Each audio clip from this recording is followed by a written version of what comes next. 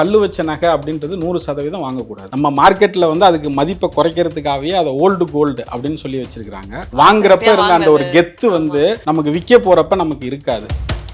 கோல்டுல லாஸ்ன்றதே ரொம்ப ஒரு ஷாக்கிங்கான விஷயமா இருக்கு. ஒரு இடத்துல கோல்டு வாங்குங்க வாங்குங்கன்னு விளம்பரம் வந்துட்டு இருக்கும், இன்னொரு இடத்துல இது அடகு வைங்க வைங்கன்னு விளம்பரம் வந்துட்டு இருக்கும், இன்னொன்று இந்த இடத்துல எங்கிட்ட வித்துருங்க வித்துருங்கன்னு வந்துட்டு. ஆக இந்த 3 சைக்கிளையும் ஒரே பிளாட்ஃபார்ம்ல கொண்டு வந்து கோல்டுக்கான ஒரு அக்ரிகேட்டர் மாடல்.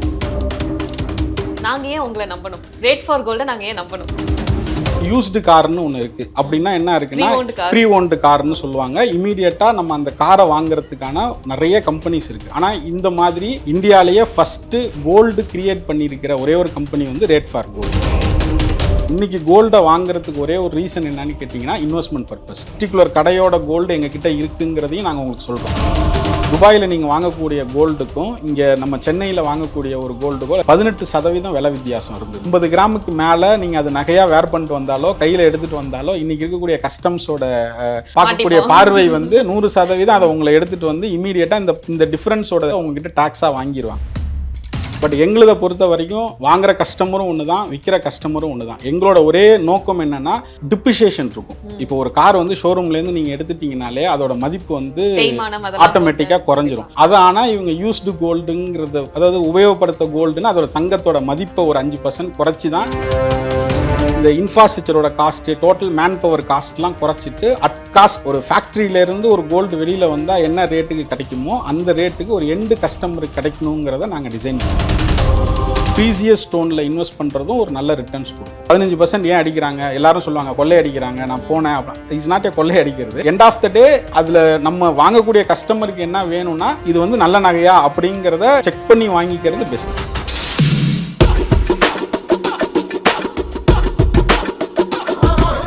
பிஹைண்ட் இட்ஸ் நேயர்களுக்கு வணக்கம். இன்னைக்கு நம்ம கூட ரேட் ஃபார் கோல்டுடைய கோ-ஃபவுண்டர் அண்ட் கோல்டு அட்வைசரான திரு ராஜகோபாலன் சார் தான் இருக்காரு. வணக்கம் சார். வணக்கம் மேடம். எப்படி இருக்கீங்க?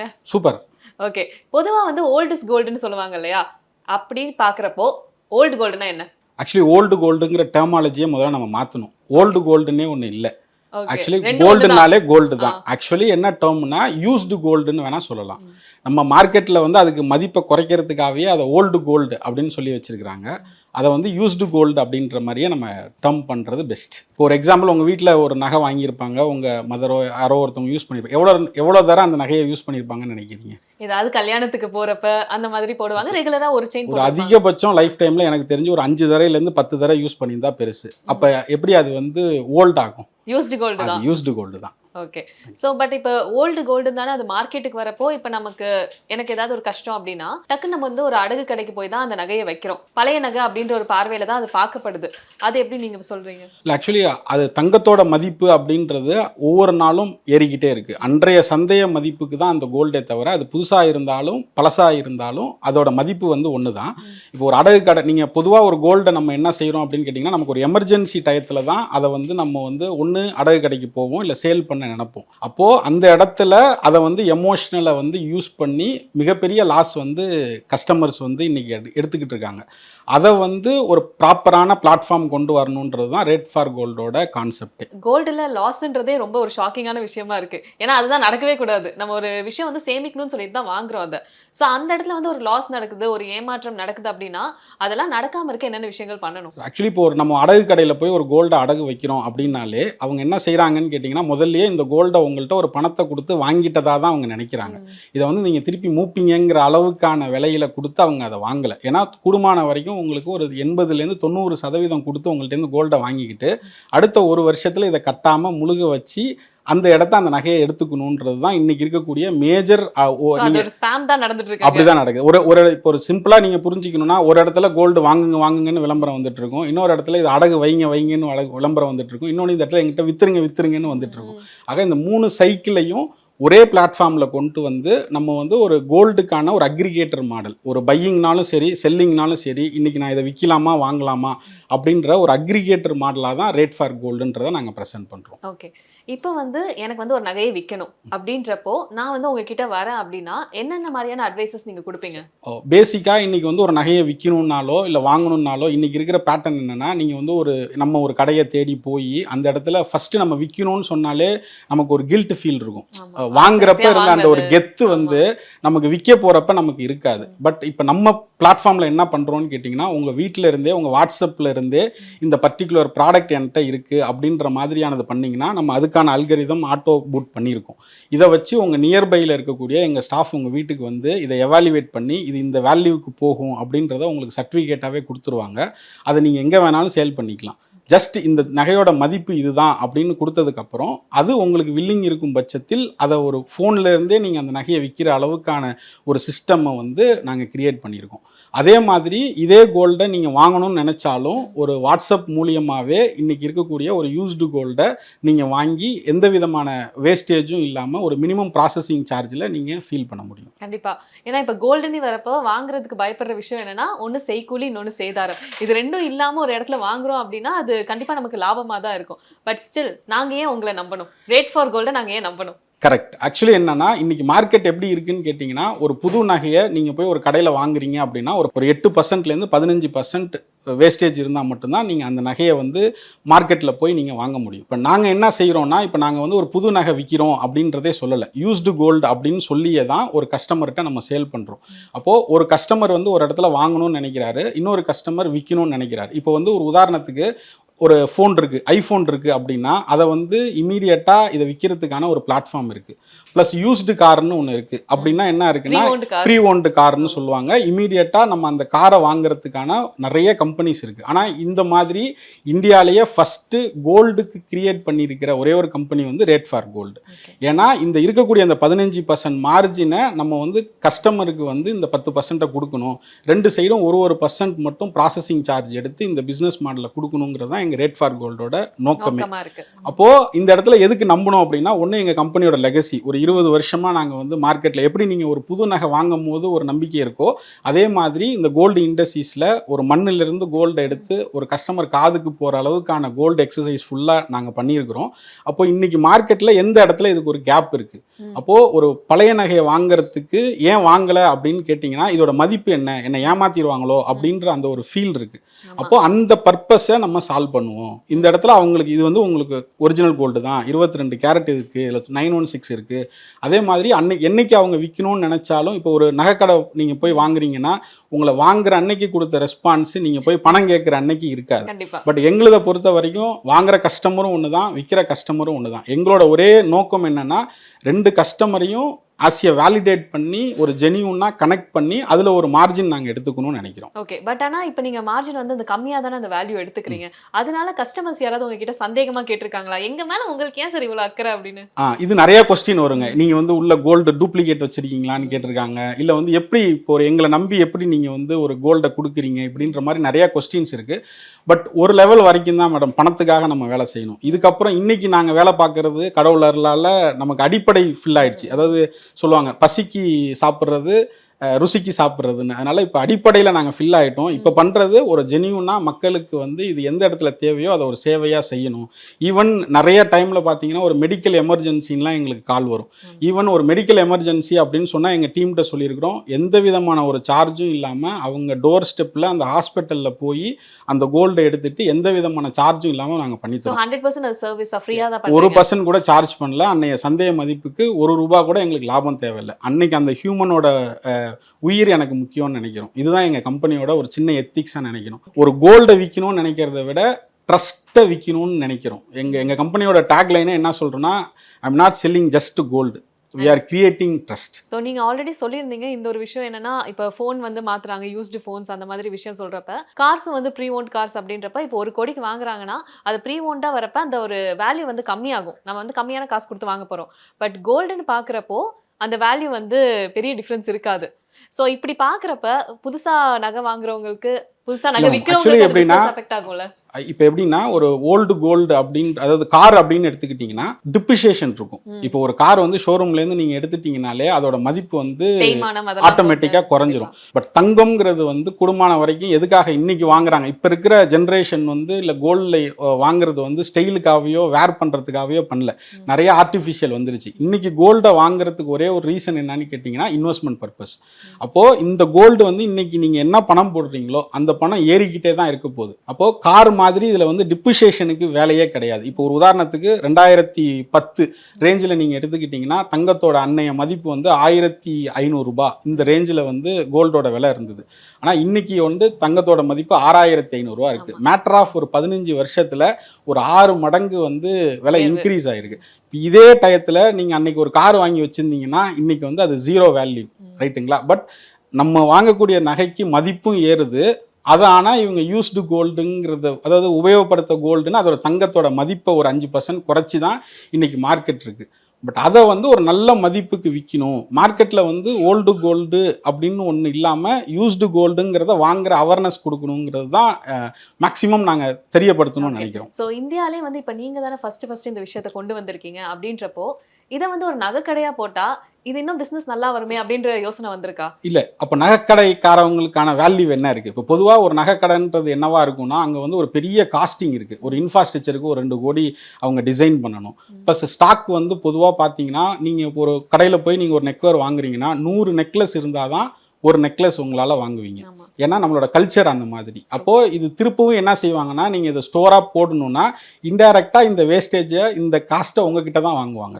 அப்போ அதுக்கு பதிலாக தான் நம்ம என்ன கிரியேட் பண்ணியிருக்கோம்னா இது அவங்க ஃபோன்லேயே போய் இது ரீச் ஆகிற அளவுக்கு கொண்டு போனால் இந்த இன்ஃப்ராஸ்ட்ரக்சரோட காஸ்ட்டு, டோட்டல் மேன் பவர் காஸ்ட்லாம் குறைச்சிட்டு அட் காஸ்ட் ஒரு ஃபேக்ட்ரியிலேருந்து ஒரு கோல்டு வெளியில் வந்தால் என்ன ரேட்டுக்கு கிடைக்குமோ அந்த ரேட்டுக்கு ஒரு எண்டு கஸ்டமருக்கு கிடைக்கணுங்கிறத நாங்கள் டிசைன் பண்ணியிருக்கோம். ஓகே, ஸோ சேமிப்போட ஒரு நகை வாங்கணும், கையில காசும் இருக்கும் நமக்கு, அந்த மாதிரி ஒரு விஷயம் சொல்லியிருக்கீங்க. அண்ட் இது ஆக்சுவலி இது யாருக்குமே தெரியாதுன்னு நினைக்கிறேன். ஏன்னா எனக்கே புதுசா கேட்கறதுக்கு தான் இது தோணுது. ஏன்னா இந்த ஒரு விஷயம் அவேர்னஸ் யாருக்கும் அவ்வளவா இல்லை உண்மையை சொல்ல போனோம்னா. அப்படி இருக்கப்போ இப்ப ஒருத்தவங்க வந்து நகையை வாங்கணும்னு சொல்லிட்டு வராங்க. அப்போ இன்னொருத்தர் யூஸ் பண்ண நகையை நம்ம வாங்கணுமா அப்படின்ற ஒரு கேள்வி ஃபர்ஸ்ட் வரும். இன்னொன்னு பார்க்க பழசா இருக்குமா, நமக்கு டிசைன் பிடிக்கணும், இந்த மாதிரி பல விஷயங்கள் இருக்குல்ல. ஸோ அது அப்படியே அவங்களுக்கு பிடிச்ச மாதிரி கொடுக்கறதுக்கு நீங்க என்னென்ன விஷயங்கள் பண்ணுவீங்க? ஃபர்ஸ்ட் எடுத்தோன்னே என்னன்னா நம்ம ஒரு கோல்டு வருது அப்படின்னா அது வந்து ஃப்ரெஷ்ஷாக இருந்தால் மட்டும்தான் இதை சேலபிளுக்கு எடுத்துகிட்டு போகிறோம். ஓகே, அந்த குவாலிட்டிஸ் செக் பண்ணுவேன், குவாலிட்டிஸ் பேராமீட்டர் செக் பண்ணி இப்போ இது வந்து ஆக்சுவலி இதில் 916 இருக்கா, இது வந்து சேலபிள் ப்ராடக்டா, இல்லை இது வந்து இன்னொரு கஸ்டமர்கிட்ட கொடுத்தா இது டேமேஜஸ் அதிகம் வரும். இப்போ ஒரு சில டிசைன்லாம் எடுத்துக்கிட்டிங்கன்னா நீங்கள் ஷோரூமில் வாங்கும் போது அவங்க விற்றா போதுன்னு விற்றுருவாங்க. பட் எங்கள் ப்ராசஸ் என்னன்னா இது இன்னும் அடுத்த 10 வருஷத்துக்கு அந்த கஸ்டமர் வந்து இதை யூஸ் பண்ணாலும் எதுவும் ஆகாத மாதிரி இருந்தால் மட்டும்தான் நாங்கள் இந்த ப்ராடக்டை வந்து சேலுக்கே எடுத்துகிட்டு போகிறோம்.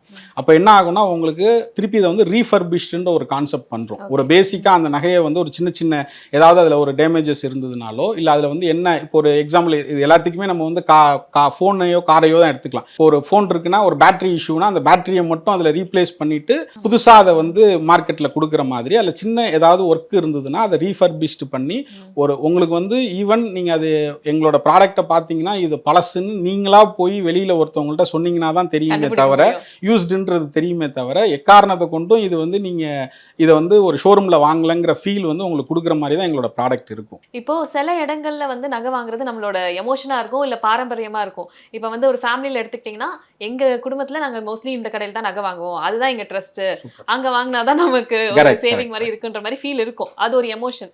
அப்படின்னு இருக்கப்போ இன்னொரு இடத்துல வேற ஒரு நபர் கிட்ட இருந்து வாங்குறப்ப அந்த ஒரு ஃபீலை கொடுக்க முடியுமா? கண்டிப்பா. அதுக்கும் இதுல நாங்க என்ன ஆப்ஷன்ஸ் வச்சிருக்கோம்னு கேட்டீங்கன்னா இப்போ உங்களுக்கு வந்து ஒரு ஜி இல்ல ஏ டி அப்படின்ற மாதிரியான ஆரம்பிக்கக்கூடிய ABCD எல்லாம் உள்ள ஜுவல்லரிஸ் இருக்கலாம். பட் நாங்க என்ன அதுக்கு ஸ்பெசிஃபைவா பண்றோம்னா ஓல்டு கோல்டு கொடுக்குற அந்த யூஸ்டு கோல்டு கொடுக்குற இடத்துலையுமே நம்ம என்ன செய்யறோம்னா இது இந்த பர்டிகுலர் கடையோட கோல்டு எங்க கிட்ட இருக்குங்கிறதையும் நாங்க உங்களுக்கு சொல்றோம். சப்போஸ் எக்ஸ் ஒரு ஜுவல்லரியோடது தான் உங்களுக்கு சென்டிமெண்டா கரெக்டா இருக்குன்னா அந்த எக்ஸ் ஜுவல்லரியில இருந்து எங்க கிட்ட சேல்ஸ் வர்றதை மட்டுமே கூட நீங்கள் வாங்கிக்கிற அளவுக்கான ஒரு ஃபார்மேட் ரெடி பண்ணியிருக்கோம். இப்போ எங்களோட இதில் எங்களுக்கு இந்த மாதிரி ஒரு பர்டிகுலர் கடையோட பிராண்ட்லேருந்து எங்களுக்கு கோல்டு வந்ததுன்னா மட்டும் எங்களுக்கு சொல்லுங்கள் அப்படின்னு சொன்னால் அந்த ஒரு பர்டிகுலர் ப்ராடக்ட்டை மட்டுமே உங்களுக்கு கொடுக்குறோம். ஆக அதே சென்டிமெண்ட் உங்களுக்கு வந்துடும். பட் வர வழி மட்டும் இன்னொருத்தவங்கள்ட்டேருந்து வந்து வருதே தவிர பட் அதே உங்கள் கடையோட ஃபீலை வந்து உங்களுக்கு கொடுத்துட முடியும். ஸோ அது இப்போ கொண்டு வந்துட்டீங்களா? அந்த ஒரு கொண்டு வந்துட்டோம் ஆல்ரெடி. இப்போ ஒரு பர்டிகுலர் ஷாப் கடையிலேருந்து தான் உங்களுக்கு வேணும் அப்படின்னா அந்த ஓல்டு கோல்டை யார் சேல் பண்ணுறாங்களோ அவங்களையும் உங்களையும் கனெக்ட் பண்ணுறோம். இப்போ வந்து ரோஸ் கோல்டு அப்படின்ற ஒரு விஷயம் வந்து இப்போ ரொம்ப ட்ரெண்ட்ல போயிட்டு இருக்கு. இப்போ அந்த கோல்டுல இருக்க ஒரு டேண்ட் லுக்கா இருக்கட்டும், அந்த ஒரு பிங்கிஷான ஷேட் இது வந்து நிறைய பேருக்கு பிடிச்சிருக்கு. பட் வீட்ல போய் சொன்னோம்னு வைங்களேன், இதை பார்க்க தங்கம் மாதிரியே இல்லை அப்படின்னு சொல்லி வாங்கி கொடுக்க மாட்டாங்க. ஸோ அந்த வேல்யூஸ் எப்படி சார் இருக்கும்? ஆக்சுவலி ரோஸ் கோல்டுன்றது என்னன்னா ஒரு 18 கேரட்ல ரோஸ் ஃபினிஷிங்ல எடுக்கிறதுங்க. ரெண்டு கோல்டுக்கும் எந்த விதமான மாற்றமும் கிடையாது. இன்னைக்கு இருக்கக்கூடிய ட்ரெண்டில் அதை ஒரு 18 கேரட்ல பண்ணி ரோஸ் ஃபினிஷிங்ல எடுக்கிறாங்க. இப்போ இதில் எப்படி மஞ்சள் கலர்ல எடுக்கிறாங்களோ அதே மாதிரி அதை வந்து ஒரு ரோஸ் அவுட்புட்ல எடுக்கிறாங்க. பட் அதுக்கான விலையை மட்டும் தான் நம்ம கொடுக்க போறோம். இப்போ நீங்க புதுசா ஒரு கடையில போய் அந்த ரோஸ் கோல்ட வாங்குனீங்கனாலும் 18 கேரட் அதுல இருக்குன்னா அந்த 18 கேரட் மதிப்புக்கு தான் வாங்குறாங்க. பட் என்ன ஒண்ணுன்னா அந்த கோல்டுன்ற வேல்யூ வந்து நம்ம வீட்டில் ஃபீல் பண்ற மாதிரி அது வரல. ஆர்டிஃபிஷியல் நீங்க போட்டிருந்தீங்கனால அது ஆர்டிஃபிஷியல் சொல்லாதான் மக்களும் பார்வையில் உள்ளவங்களும் எடுத்துக்கிறாங்கிறது ஒரு வேல்யூ. பட் நம்ம இன்வெஸ்ட் பண்ற மதிப்பு வந்து ரோஸ் கோல்டுனால மாற போறது இல்லை. உங்களுக்கு ரோஸ் கோல்டு பிடிச்சிருக்கு அதுல இன்வெஸ்ட் பண்ணணும்னா கண்டிப்பா இன்வெஸ்ட் பண்ணலாம், மாற்றம் இல்லை. இப்போ அதிகபட்சம் இன்னொரு இன்வெஸ்ட்மெண்ட் அப்படின்னு பார்த்தா டைமண்ட். டைமண்ட்ல வந்து நிறைய பேர் வந்து இன்வெஸ்ட் பண்ணுன்றது ஆசைப்படுறாங்க. அப்படின்றப்ப இப்போ நாம போய் ஒரு இடத்துல டைமண்ட் வாங்குறோம்னா அந்த கடையிலே திருப்பி போய் கொடுத்தா 100% அப்போ இருக்க ரேட்டுக்கு எடுத்துக்கிறோம் அப்படின்ற விஷயம் சொல்றாங்க. ஸோ இது எந்த அளவுக்கு சார் சேவிங்கா இருக்கும்? சார் ஆக்சுவலி எப்படி கோல்டு வந்து வேல்யூ ஏறுதோ அதே மாதிரி டைமண்ட், ரூபி, எமரால்டுன்னு ப்ரீசியஸ் ஸ்டோன்ஸ்ன்னு இருக்குல்ல, அதுக்கு ஒரு வேல்யூ வந்து ஏறிக்கிட்டு தான் இருக்குது. அப்போது நீங்கள் இன்றைக்கி ஒரு VVS1 டைமண்ட் கட்டில் ஒன்று நீங்கள் வாங்குறீங்க அப்படின்னா அது இன்னொரு 10 வருஷம் கழிச்சு அதோட வேல்யூவேஷனும் ஏறுது. அது எந்த இடத்துல அந்த ஜுவல்லரியில் முழு காஸ்ட் வாங்கிக்கிறேன் வேறு இடத்துல போனால் வேல்யூ இல்லைன்னு சொல்கிறாங்கன்னா இது ஒரு செக் பண்ணுறதுக்கான ஃபெசிலிட்டிஸ் வந்து இங்கே லோக்கலாக இல்லை. இப்போ நீங்கள் வந்து ஒரு டைமண்ட் நெக்வேர் எடுத்துகிட்டு வரீங்க, இந்த நெக்வேரை வந்து செக் பண்ணுறதுக்கான ஃபெசிலிட்டிஸோ இல்லை டெக்னாலஜி பர்சனோ எல்லா கடைகள்லையும் இல்லை. அப்போ அவங்க என்ன பண்ணுறாங்கன்னா எங்கள் நகைனா உடனே எடுத்துக்கிறோன்னு சொல்கிறாங்க. வேற ஒரு நகைனா அதுக்கான டைம் மட்டும் நம்ம அவங்களுக்கு கொடுத்தா போதும். இப்போ அந்த நகையை வந்து அதே கடைகளில் நீங்கள் கொடுத்துட்டு எனக்கு ஒரு 2 days டைம் எடுத்துங்க சார், நீங்கள் இதை வெரிஃபை பண்ணிவிட்டு எனக்கு என்ன வேல்யூ சொல்கிறீங்கிற அவகாசத்தை அந்த கடைக்கு கொடுத்தோன்னா அவங்க அந்த ஃபுல் வேல்யூக்கு எடுத்துக்குவாங்க. நம்ம எப்படி கோல்டில் இன்வெஸ்ட் பண்ணுறோமோ அதே மாதிரி டைமண்ட், ப்ரீசியஸ் ஸ்டோனில் இன்வெஸ்ட் பண்றதும் ஒரு நல்ல ரிட்டர்ன்ஸ் கொடுக்கும். ஓகே, இப்போ 2 days வெயிட் பண்ணா அவங்களும் அந்த 100% வேல்யூ எடுத்துருவாங்க. அதுல என்ன மதிப்பு இருக்குங்கிறத பொறுத்து அவங்க கண்டிப்பா எடுத்துக்குவாங்க. அதாவது பொதுவா இந்த 100% வேல்யூ எடுத்துக்கிறோங்கிறது என்னன்னா மேடம், திரும்ப உங்ககிட்ட விற்கக்கூடிய பொருள்ல ஒரு 15% அவங்களுக்கு லாபம் இருக்கு. கரெக்ட்டுங்களா? இப்போ நீங்க ஒரு பொருள் இதுல சுத்தி நீங்க வந்தீங்கன்னா 8% இருந்து 15% லாபம் இருக்கக்கூடிய ஒரு தொழில். ஆனா இதுக்கு போடக்கூடிய முதலீடும் இன்ஃப்ராஸ்ட்ரக்சரும் ரொம்ப அதிகம். அந்த கடைக்காரவங்களையும் குறை சொல்ல முடியாது. இப்போ இந்த 15% ஏன் அடிக்கிறாங்க, எல்லாரும் சொல்லுவாங்க கொள்ளை அடிக்கிறாங்க, நான் போனேன், இஸ் நாட் ஏ கொள்ளை அடிக்கிறது. அந்த பிசினஸ் மாடலுக்கு அதுதான் சொன்னேன், ஒரு 100 நகை இருந்தாதான் அதை பார்த்து நீங்க ஒரு நகை வாங்கக்கூடிய கல்ச்சர் இருக்கு. இப்போ நாங்க அதை தான் பிரிக்கிறோம். என்னோட ஐடியாலஜி என்னன்னா, நான் ஒரு 100 நகையை பார்த்து சாட்டிஸ்ஃபை பண்ணி தான் ஒரு பொருளை வாங்கணும்னு நினைக்கிறீங்களா, அப்போ அவங்க ஜுவல்லரிக்கு போங்க. பட் என்னோட பிரதானமான வேலை நான் இன்வெஸ்ட் பண்ணணும். எனக்கு இன்னைக்கு போடுற பணம் அடுத்த ஒரு வருஷத்துலேயே 12% 15% ரிட்டர்ன் வரணும். நாளைக்கு எனக்கு ஒரு எமர்ஜென்சினா நான் இந்த கோல்டை கொண்டு போய் ஒரு அடகுக்கடையில் கொடுத்தனாலோ இல்லை கார்பரேட் பேங்க்ல கொடுத்தனாலோ இமீடியட்டாக எனக்கு ஒரு காசு வரணும்னு நினைச்சிங்கன்னா அவங்களுக்கான விஷயங்களாக தான் இதை மாற்றுறோம். ஸோ இப்போ இந்தியாவில் நீங்கள் மட்டும்தான் இருக்கீங்க அப்படின்றப்போ இன்னொரு பிராண்ட் உங்களை மாதிரியே வருதுன்னு வச்சுக்கலாம். அப்போ அந்த பிராண்டை வந்து மக்கள் நம்பணும்னா எந்தெந்த விஷயங்கள்லாம் பார்த்து நம்பணும் சார்? பேசிக்காக அவங்க எத்தனை வருஷமா இந்த ஃபீல்டில் இருக்காங்க, ரைட்? இன்னைக்கு அந்த கோல்டை கொடுத்துட்டு நாளை காலையில் அந்த கம்பெனி இல்லாமல் போயிடுச்சுன்னா என்ன பண்ணுறது? அப்போ அவங்களோட பேக்ரவுண்ட் என்ன, மினிமம் இந்த இண்டஸ்ட்ரீஸில் எத்தனை வருஷமா இருக்காங்க. இப்போ இது வந்து மற்ற பொருள் மாதிரி வாங்கி வித்துட்டு கையோட கொடுத்துட்டு போகிற ஒரு தொழில் வந்து இது இல்லை. அது வந்து எந்த அளவுக்கு கோல்டோட அக்யூரசி இருக்குது, இதில் எந்த இடத்துல ஏமாற்றலாம். இப்போ பொதுவாக பார்த்தீங்கன்னா ஒரு கோல்டு எடுத்துக்கிட்டிங்கன்னா நம்ம இங்கே இருக்கக்கூடிய மிஷினரிஸ் எல்லாமே காட்டுறது வந்து மேலே மட்டும் செக் பண்ணி 916ன்னு காட்டும். ஓகேங்களா? இப்போ நீங்கள் ஒரு நகை கடையில் போய் நகை வாங்குறீங்க, அங்கே வந்து உங்களுக்கு 916ன்னு ஒரு கேரட் மீட்டர்னு ஒன்றத்தை வச்சு செக் பண்ணி கொடுப்பாங்க. அது என்னன்னா இந்த நகையோட மேலே உள்ள டெஸ்ட்டை மட்டும்தான் பண்ணுது. ஆனால் அது உண்மையில இது உள்ள செப்பை வச்சு கூட இதை வந்து மேலே வந்து 916ல நினச்சி கொடுத்தா இது 916ங்கிற மாதிரி உங்கள்கிட்ட வித்துற முடியும். பட் அந்த இடத்துல எங்கே நம்புகிறோம்னா, இது நீங்கள் சொல்கிற அந்த பர்டிகுலர் கடையோட சீல் இருக்கா, இல்லை இது வந்து அடுத்த லெவலுக்கு எங்கே போகிறோம், அந்த கடை நம்மளை விட்டு எங்கேயும் போகலையா அப்படின்ற மாதிரி இருக்கும். அதே மாதிரி தான் இந்த நிறுவனத்து நம்ம புதுசாக ஒரு கம்பெனி நாளைக்கு வந்து ஓல்டு கோல்டுன்னு சொன்னால் கூட அந்த கம்பெனி எத்தனை வருஷமாக இங்கே இருக்கும், நாளைக்கு அவங்கக்கிட்ட எந்த அளவுக்கு நம்பகத்தன்மை இல்லை அப்படின்றத ஒன்று கிரியேட் பண்ணுன்றது தான். அது மாதிரி உள்ளவங்களை பார்த்து நம்ம போனோம்னா இது ரிசல்ட் நல்லா கிடைக்கும். பட் எண்ட் ஆஃப் த டே அதில் நம்ம வாங்கக்கூடிய கஸ்டமருக்கு என்ன வேணும்னா, ஒரு இது வந்து நல்ல நகையா அப்படிங்கிறத இப்போ செக் பண்ணி வாங்கிக்கிறது பெஸ்ட். இப்போ இது மாதிரி நிறைய கம்பெனி நாளைக்கு வரலாம், வந்ததுனாலும் நீங்கள் லோக்கலாக எடுத்துகிட்டு போய் இந்த கோல்டு வந்து கோல்டு தானா அப்படின்றத செக் பண்ணி அதுக்கான சர்டிஃபிகேட்டோட வாங்கிக்கிட்டீங்கன்னா உங்களுக்கு நல்ல மிச்சம். எல்லாத்துக்கும் சர்டிஃபிகேட் வேணும், எல்லாத்துக்கும் சர்டிஃபிகேட் வேணும், பில் வேணும். எக்காரணத்தை கொண்டும் பில் இல்லாமல் கவர்மெண்ட் ஜிஎஸ்டியை வந்து வேண்டாம். முதல் கேள்வியே இங்கே நகையில் என்ன தெரியுமா வரும், முதல்ல ஃபோன் அடிப்பாங்க, எல்லா என்கொயரியும் கேட்பாங்க, கேட்டு முடிச்சுட்டு கடைசியாக சார் அந்த ஜிஎஸ்டியை மட்டும் இல்லாமல் கொஞ்சம் பண்ணீங்கன்னா அப்படின்னா, இது கவர்மெண்ட்டை ஏமாத்துறதை விட நம்ம அதுக்கான அத்தாட்சி இல்லாமல் ஒரு பொருளை வாங்குறதே முதல் தப்பு. இப்ப நீங்க இந்த விஷயத்த சொல்றதுனால இன்னொரு கேள்வியும் கண்டிப்பா கேட்கணும். இப்ப சிங்கப்பூர்ல போய் நகை வாங்கலாம், துபாயில இருந்து தங்கம் வாங்கிட்டு வரலாம், அங்க சீப்பா இருக்கும் அப்படின்ற விஷயம் வந்து இங்க பரவலா நடந்துட்டு இருக்க ஒரு விஷயம். சோ இதை நீங்க எப்படி பாக்குறீங்க சார்? ஆக்சுவலி இப்போ ஃபார்ச்சுனேட்டா என்னன்னா, இப்போ பட்ஜெட்ல வந்து ஒரு 6% வந்து வரியை குறைச்சிட்டாங்க மேடம். முன்னாடி வந்து என்னன்னா, நம்ம ஒரு துபாயில நீங்க வாங்கக்கூடிய கோல்டுக்கும் இங்க நம்ம சென்னையில வாங்கக்கூடிய ஒரு கோல்டுக்கோ இல்லை தமிழ்நாட்டில் இருக்கக்கூடிய ஒரு ரிமோட்ல வாங்கக்கூடிய கோல்டுக்கோ 18% விலை வித்தியாசம் இருந்தது. அப்போ என்னன்னா, ஒரு 1 லட்ச ரூபாய்க்கு நீங்கள் ஒரு பொருள் அங்கே வாங்கினீங்கன்னா இங்கே வந்து சேரும் போது 18,000 ரூபாய் கம்மியாக உங்களுக்கு கிடைக்கிறதுக்கான வாய்ப்புகள் வந்து இருந்தது. பட் இப்போ வந்து அதில் ஒரு 6% குறைச்சிட்டாங்க. இப்போ வந்து 12% தான் வருது. இன்னமும் கவர்மெண்ட் வந்து அதை ரிடியூஸ் பண்ணுறதுக்கான பிளானில் தான் இருக்காங்க. ரெண்டாவது விஷயம், நீங்கள் துபாயிலேருந்து ஒரு பொருளை வாங்கிட்டு வரதுங்கிறது ஒரு மினிமம் வேல்யூ வாங்கிட்டு வந்தீங்கன்னா உங்களுக்கு பிரச்சனை இல்லை. மினிமம் ஒரு 40 கிராம் ஒரு செயினா நீங்கள் போட்டு வரீங்க, ஒரு இந்த யூஸாக போடுறீங்கன்னா இது நாட் அஃபென்சபிள் இல்லை. பட் மினிமம் நீங்கள் 50 கிராமுக்கு மேலே நீங்கள் அது நகையாக வேர் பண்ணிட்டு வந்தாலோ கையில் எடுத்துகிட்டு வந்தாலோ இன்றைக்கி இருக்கக்கூடிய கஸ்டம்ஸோட பார்க்கக்கூடிய பார்வை வந்து 100% அதை உங்களை எடுத்துகிட்டு வந்து இமீடியட்டாக இந்த டிஃப்ரென்ஸோட டாக்ஸை உங்ககிட்ட டாக்ஸாக வாங்கிடுவாங்க. அதனால் அது வந்து ஒரு மாயை தானே தவிர நமக்கு வந்து நம்ம லோக்கலில் ஒரு நல்ல ப்ராடக்டை நல்ல விலைக்கு வாங்கிக்கிறது தான் பெஸ்ட்டு. அது என்னைக்கு இருந்தாலும் வெளிநாட்டிலேருந்து வரக்கூடியதை வந்து ஒரு டிசைனுக்காக வாங்கிக்கலாம். இப்போ அங்கே இருக்கிற யூனிக்கான உங்களுக்கு டிசைன் இருக்குது, ஒரு 8 கிராம் 10 கிராம் நான் வாங்கிக்கிறேன்னா வாங்கலாம். ஒரு பெரிய வெயிட்டை வாங்கி இங்கே எடுத்துகிட்டு வரதுங்கிறது இன்னைக்கு ஸ்டேஜில் அது அஃபென்ஸ். ஆனால் உலகம் ஃபுல்லாக தங்கத்தோட விலை வந்து ஒன்று தான், டாக்ஸ் வித்தியாசங்கள் தானே மாறும். அதாவது உலக சந்தையோட மதிப்பு இன்னைக்கு வந்து ஒரு கரன்சி கண்ட்ரி நோட் அடிக்கணும்னாலே அது அந்த கண்ட்ரியில் கோல்டோட ரிசர்வ் எவ்வளோ இருக்குன்னு சொல்கிறாங்க. பொதுவாக ஒரு சர்வே என்ன சொல்கிறாங்கன்னா, வேர்ல்டில் இருக்கக்கூடிய தங்கத்தோட மொத்த மதிப்புல 11% நம்ம இந்தியால இருக்கக்கூடிய வீட்டுல இருக்கிற அம்மா கிட்ட இருக்கான். அந்த அளவுக்கான மார்க்கெட்டும் கோல்டும் இந்தியால தான் இருக்கு. ஒட்டுமொத்த கோல்டு ரிசர்வ்ல 11% கோல்டு வந்து நம்ம வீட்டுல அன்ஐடென்டிஃபைடு. உங்க பாட்டி கொடுத்துருப்பாங்க,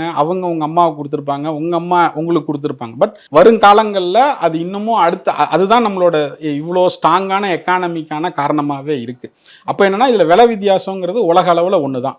ஒரு இந்த பொருள் இங்க நீங்க கொடுத்தாலும் 100 ரூபாய் தான், லண்டன்ல கொடுத்தாலும் 100 ரூபாய் தான், துபாயில கொடுத்தாலும் 100 ரூபாய் தான். பட் ஒவ்வொரு இடத்துக்கும் போய் சேரும் போது அங்க இருக்கக்கூடிய வரியும் அதுக்கான மேக்கிங் சார்ஜ் அந்த வேஸ்டேஜோட விலையும் தான் சேர்த்து அது வருதே தவிர, பட் தங்கம் உலகம் முழுவதும் தங்கம் தான். அது எந்த ஊருக்கு எடுத்துட்டு போனீங்கனாலும் உங்களுக்கு செல்லும். நம்ம கரன்சி கூட நீங்க எடுத்துட்டு போய் வேற ஒரு கண்ட்ரியில் எடுத்துட்டு போனீங்கன்னா செல்லாது. ஆனா நீங்க ஒரு டிராவல் பண்றீங்க, 10 பவுன் செயின் போட்டு போறீங்கன்னா, ஒரு எமர்ஜென்சினா அந்த 10 பவுன் அங்கேயும் அதே விலைக்கு உங்க ஒரு எமர்ஜென்சியை ஃபில் பண்ற அளவுக்கான ஒரு ஆல்டர்னேட் அசெட் இன்னைக்கு உலகத்திலேயே இல்லை. நம்ம ஊர்ல வாங்குற தங்கம் எங்க வேர்ல்ட்ல நீங்க எங்க எடுத்துட்டு போனாலும் இதுக்கான மதிப்பு இதே மதிப்பு தான். அதுல வந்து எவ்வளவு சதவீதம் தங்கத்தோட வேல்யூ இருக்கோ அதுக்கான காசு எங்க வேணாலும் பார்க்க முடியும். ஸோ இன்னொரு வார்த்தை அதிகமாக பிரபலமாக பேசப்படுறது என்னன்னா, இந்த டிஜிட்டல் கோல்டில் ஏதாவது புதுசாக வந்தாலே சந்தேகம் தான் ஃபர்ஸ்ட் நமக்கு வரும்ல. ஸோ அந்த டிஜிட்டல் கோல்டு பற்றி நீங்கள் சொன்னால் கரெக்டாக. ஆக்சுவலி டிஜிட்டல் கோல்டுன்றது என்னன்னா, நம்ம ஃபிசிக்கலாக கோல்டு வாங்காமல் நம்ம வந்து ஒரு ரிசர்வ் பண்ணி கவர்மெண்ட் பாலிசி படி நம்ம பணத்தை அமைச்சு நமக்காக கவர்மெண்ட் ஹோல்ட் பண்ணுது. இதுதான் டிஜிட்டல் கோல்டு. பட் அந்த டிஜிட்டல் கோல்டை, அதாவது ஃபிசிக்கல் கோல்டு வாங்காதீங்க, டிஜிட்டல் கோல்டு வாங்குங்கிறது தான் இன்றைக்கி ஃபினான்ஷியல் அட்வைசர் என்டையராக நீங்கள் எங்கே ஒரு சேனலை நீங்கள் ஆன் பண்ணிங்கனாலும் முதல்ல சொல்கிற விஷயம் என்னென்னா, கோல்டில் இன்வெஸ்ட் பண்ணுங்கள், நல்ல ரிட்டர்ன் கிடைக்கும். ஆனால் அது வந்து உங்களுக்கு கடையில் வாங்காதீங்க, பாண்டாக இன்வெஸ்ட் பண்ணுங்க அப்படின்னு சொல்லுவாங்க. பட் அதுக்கான ஆல்ட்ரேஷன் தான் நம்மளோட ப்ராடக்ட் மெத்தடும். ஏன்னா அவங்க சொல்றது எதனால அவங்கள ஃபிசிக்கல் கோல்டு வாங்காதீங்கன்னு சொல்றாங்கன்னா, இந்த 15% வேஸ்டேஜ்னு ஒன்றத்தை நீங்க கொடுத்து ஒரு பொருளை வாங்கும் போது இந்த ரிட்டர்ன்ஸ் உங்களுக்கு கிடைக்கிறதுக்கே 1 வருஷம் ஆயிடும். அப்போ நீங்க அந்த தங்கத்துல முதலீடு போட்டும் 1 வருஷத்துக்கு ரிட்டர்ன் வராம இருந்ததுன்னா அது பிரயோஜனம் இல்லைன்றதுனால சொல்றாங்க. அதை தவிர்க்கிறது தான் நம்ம எண்ட் ஆஃப் த டே நம்ம என்ன பண்றோம்னா, ஒரு பொருள் இன்னையோட விலை, அந்த விலையில இருந்து அந்த டிசைனுக்கு தகுந்தபடி 1% இல்லை 2%, அதிகபட்சம் போனா ஆன்டிக்கா இருந்தா கூட ஒரு 3%க்கு மேல நம்ம கிட்ட வேஸ்டேஜ் வந்து கிடையாது. அப்போ இமீடியட்டா இப்போ இந்த வருஷம் நீங்க ஒரு கோல்ட்ல இன்வெஸ்ட் பண்றீங்க அப்படின்னு சொன்னா, ஒரு எக்ஸாம்பிள், இந்த மாசம் நீங்க ஒரு 1 லட்ச ரூபாய் சேவ் பண்றீங்க அப்படின்னா, இன்னைக்கு வாங்குறப்பயே நீங்க இதுல வந்து ஒரு 12,000 ரூபாய் மிச்சப்படுத்திட்டீங்க. ஓகேங்களா? இந்த 12,000 ரூபாய் மிச்சப்படுத்தி இன்னைக்கு உங்க கைக்கு நகை வந்துருச்சு, அதை நாளையில இருந்து நீங்க யூஸ் பண்ண போறீங்க. இது போக உங்களுக்கு ஒரு எமர்ஜென்சினா இதை எந்த விதத்திலையும் ஒன்றும் சேலும் பண்ணிக்கலாம், இல்லை வித்துறவும் முடியும். பட் எண்ட் ஆஃப் த டே பாண்டுக்கு உண்டான ரிட்டர்ன்ஸை இந்த 1 இயர்லயே நீங்க பிசிக்கலாவே வாங்கி எடுத்துடுறீங்க. அப்போது நம்ம இந்த பேட்டர்னில் நீங்கள் கோல்டில் இன்வெஸ்ட் பண்ணும் போது ஈக்குவலன் டு ஒரு பாண்டில் இன்வெஸ்ட் பண்ணுறதுக்கும் இதுக்கும் எந்த விதமான மாற்றமும் இல்லை. ஆக்சுவலி ஒரு நகை வாங்கின ஃபீல் இருக்கு சார் நீங்க பேசுறது கேட்க. ஓகே நம்ம வாங்கிட்டோம், நமக்கு தான் எக்ஸ்பிளைன் பண்றாரு அப்படின்ற மாதிரி இருக்கு கேட்கறதுக்கு. கல்லு வச்ச நகையை வந்து அவ்வளவா வாங்க விட மாட்டாங்க, அது எதனால? ஆக்சுவலி என்னன்னா கல்லு வச்ச நகை அப்படின்றது 100% வாங்கக்கூடாது. அது வந்து கோல்டுக்கான மதிப்பு வந்து 100% இல்லை. பட் இப்போ இருக்கக்கூடிய கடைகளில் எல்லாத்துலேயும் என்ன செஞ்சுட்டாங்கன்னா கல்லு வச்ச நகையாக இருந்தாலும் அந்த கோல்டுக்கு தனியான விலை, கல்லுக்கு தனியான விலைன்னு தான் போடுறாங்க. நம்ம வாங்கும் போது என்ன அவேர்னஸாக வாங்கணும்னு கேட்டிங்கன்னா, இப்போ ஒரு பொருள் வந்து 40 கிராம் இருக்குது அப்படின்னா இந்த 40 கிராமில் 20 கிராம் கோல்டு இருக்குது, 20 கிராம் கல் இருக்குது அப்படின்னா இந்த 20 கிராம் கோல்டுக்கு கோல்டோட விலையும் இந்த இருக்கக்கூடிய மீதி உள்ள 20 கிராமுக்கு கல்லுக்கு வந்து ஒரு மினிமம் சார்ஜ் பண்ணிக்கலாம். ஒரு எக்ஸாம்பிள் பார்த்தீங்கன்னா ஒரு 40 கிராம் ப்ராடக்ட்டுக்கு ஒரு 2000 ரூபாய் அந்த கல்லுக்கான சார்ஜ், டிசைன் ஏத்துக்க முடியாத மாதிரி தானே இருக்கு. கூடுமான வரைக்கும் நீங்கள் ஒரு இன்வெஸ்ட்மெண்ட்டாக போகிறோம் அப்படின்னா கல்லு நகை வாங்குறது வந்து அட்வைசபிள் இல்லை. அதுக்கு நீங்கள் ஆர்டிஃபிஷியலில் கல்லு நகை வாங்கிட்டு போயிடலாம். மேட்டர் ஆஃப் ஒரு 2000 to 3000க்கு இதே லுக் அண்ட் ஃபீல் கிடச்சிரும். பட் எண்ட் ஆஃப் த டே அது நீங்கள் ஒரு 4 தடவை போட்டிங்கனாலும் அது வேஸ்ட்டாக போயிடும். ஆக இன்வெஸ்ட் பண்ணுறது ஸ்டோன் ப்ராடக்ட்ல இல்லாமல் ப்ரீசியஸ் மெட்டலில் இன்வெஸ்ட் பண்ணலாம். நம்ம டைமண்ட், எமரால்டு, ரூபி இந்த மாதிரியான மெட்டலில் இன்வெஸ்ட் பண்ணிங்கன்னா உங்களுக்கு அதுக்கான ஒரு வேல்யூவேஷனும் கிடைக்கும். அப்போ ரூபி, எமரால்டு இந்த மாதிரி விற்கும் போது யாரும் உங்களுக்கு ஃப்ளாட்டாக வெயிட் இன்ட்டு ரேட் போட மாட்டாங்க. அப்போ அந்த ப்ராடக்ட் எல்லாமே எப்படி இருக்குன்னா கோல்டுக்கான தனி விலை, அந்த டைமண்டுக்கான தனி விலை, இது ரெண்டும் சேர்த்து எவ்வளோ மேக்கிங் சார்ஜுன்ற மாதிரி போட்டு தான் நெட்டு கொண்டு வருவாங்க. அதனால் பெட்டர் ப்ரீசியஸ் மெட்டல் போகலாமே தவிர சாதாரண கல் வச்ச நகை வாங்குறது வந்து அட்வைசபிள் இல்லை. ஓகே, ஸோ இப்போ நீங்கள் நிறைய இந்த அப்டேட்ஸ் எல்லாம் சொல்லியிருந்தீங்க இல்லையா, நமக்கு என்ன கடையில் கேட்குறோமோ அந்த கடையிலேருந்தே நீங்கள் நகையெல்லாம் கொண்டு வர பாசிபிள் இருக்குது அப்படின்ற மாதிரி. அடுத்தடுத்து கஸ்டமர்ஸோடைய ப்ரிஃபரன்ஸ் பார்த்து நீங்கள் நிறைய அப்டேட்ஸ் வந்து பிளான் பண்ணியிருப்பீங்கல்ல, அதெல்லாம் என்ன சார்? இப்போ அட் ப்ரெசென்ட் என்னன்னா நாங்கள் எல்லாமே சென்ட்ரலைஸ்டாக ஒரு 3 ஜோனில் பண்ணுறோம். இப்போ இது ஃபியூச்சரிஸ்டிக்காக டிஸ்ட்ரிக்ட் ஒரு அட்வைசர் பூத் மாதிரி ஒன்று போடுறதா இருக்கும். ஒரு டிஸ்ட்ரிக்ட்லையும் ஒரு சென்டர். அந்த சென்டரோட மேஜர் வேலையே என்னன்னு கேட்டிங்கன்னா அவங்க வந்து கோல்டுக்கான ஒரு அட்வைஸ் கொடுக்கணும். Is not a business centre. இப்போ எப்படி நம்ம ஒரு இடத்துக்கு போகிறோம்னா ஹெல்ப் டெஸ்க்குன்னு போட்டிருக்கோம்ல, அந்த மாதிரி எங்களோட ஃபியூச்சர் பிளான் என்னன்னா எவரி டிஸ்ட்ரிக்ட் ஹெட் குவார்ட்டர் கோல்டுக்கான ஒரு ஃப்ரீ அட்வைசிங்கான ஒரு யூனிட். அது ஃப்ரீயா? ஆமாம், 100% அதை நோக்கி தான் பயணிக்கிறோம். கண்டிப்பாக அதை மிக விரைவில் செஞ்சுட்டு வந்து உங்களை மீண்டும் சந்திக்கிறேன். கண்டிப்பாக சார், கண்டிப்பாக. அண்ட் ஃபைனலாக இந்த இன்டர்வியூவில் வந்து எல்லாருக்கும் ரெஜிஸ்டர் ஆக வேண்டிய ஒரு விஷயம் என்னன்னா, ஓல்டு கோல்டு அப்படின்ற ஒரு விஷயமே கிடையாது, யூஸ்டு கோல்டுன்னு தான் இருக்கு. எப்பயுமே கோல்டுன்றது கோல்டு தான், புதுசு தான். கண்டிப்பா. சூப்பர். தேங்க்யூ ஸோ மச் உங்களுடைய இந்த நேரத்துக்கு. Thank you sir. Thank you ma'am.